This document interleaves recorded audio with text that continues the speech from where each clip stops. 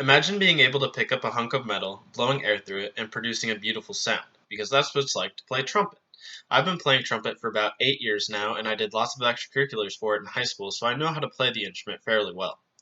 In this video, I'm going to go over how to hold the instrument, how to make sound on the mouthpiece, how to make sound on the instrument itself, how to change pitch using the valves, and how to change pitch using your embouchure and your air.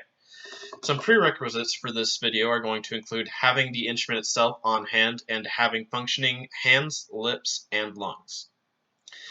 Moving on to how to hold the instrument, to quote Yamaha.com, one of the world's leading producers of brass and percussion instruments, you're going to, quote, firmly support with your left hand and, quote, apply no force with your right hand. Now to break this down, we're going to put our thumb in this ring right here, our second and third finger around the valve casings, our fourth finger in this ring, and our pinky either right here or right here, whatever feels more comfortable for you. Moving on to your right hand, keeping in mind again that the left hand has all the support and the right hand simply sits on top. Your first three fingers are going to sit on the valve, your pinky on the aptly named pinky ring, and your thumb right here in between the first and second valves. And now you know how to hold your trumpet like a true trumpeter. Things to avoid include being tensed or clammed up, because when you're playing the instrument, you want to be open and relaxed. Moving on to how to produce sound on the mouthpiece itself. We're going to first detach the mouthpiece from the instrument by twisting and pulling, and then we're going to keep in mind that we're going to need a lot of airflow, and we're going to need to make our embouchure proper. You might not know what an embouchure is, but to quote Merriam-Webster Dictionary, an embouchure is the position and use of the lips, tongue, and teeth in playing a wind instrument. So for us, that means making sure the corners of our lips are tight, and keeping in mind that we're going to be making a buzzing sound in the middle of our lips, like this. Now, apply what we just did to the mouthpiece itself, and you get a good buzzing sound. Now, moving on to how to make sound on the instrument. You're going to put the mouthpiece back in, and keep in mind that since the instrument has a lot more tubing, it has a lot more resistance. So you're going to need even more air support than you did for just the mouthpiece to make a good sound on the instrument. Taking into account what we just did with our corners, the center of our lip, and our buzzing, we're going to go ahead and produce a sound on the instrument itself.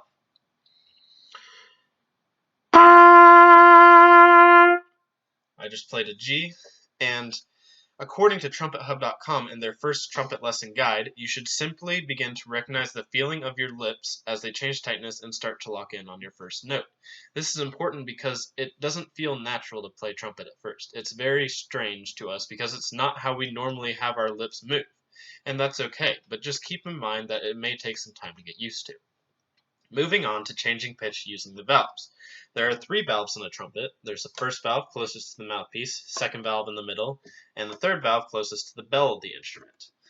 There are 8 different combinations of valves, including open, first, second, third, 1 and 2, 2 and 3, 1 and 3, and all 3. Not that those exact combinations matter for this video, but just the fact of changing them is what matters.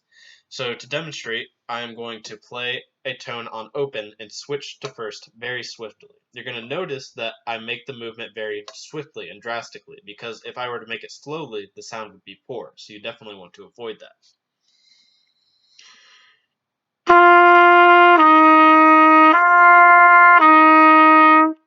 As you can see from my demonstration, by changing the valve very quickly, you can change the pitch with relatively no issue in between and no disruption, so you get 2 different notes that both sound good and there's no disruption.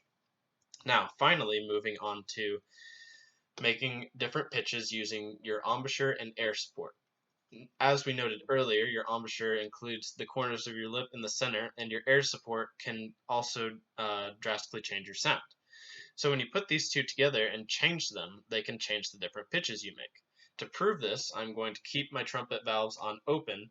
I'm going to start at a medium pitch, go up, go back down, and go low. If you look at the corners of my lips as I'm doing it, you'll notice they tighten as it goes up, and they loosen up as it goes lower.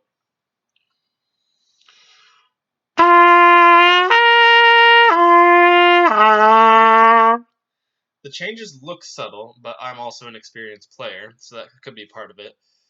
But just know that by changing the tightness of your lips, you can change the pitch of the instrument.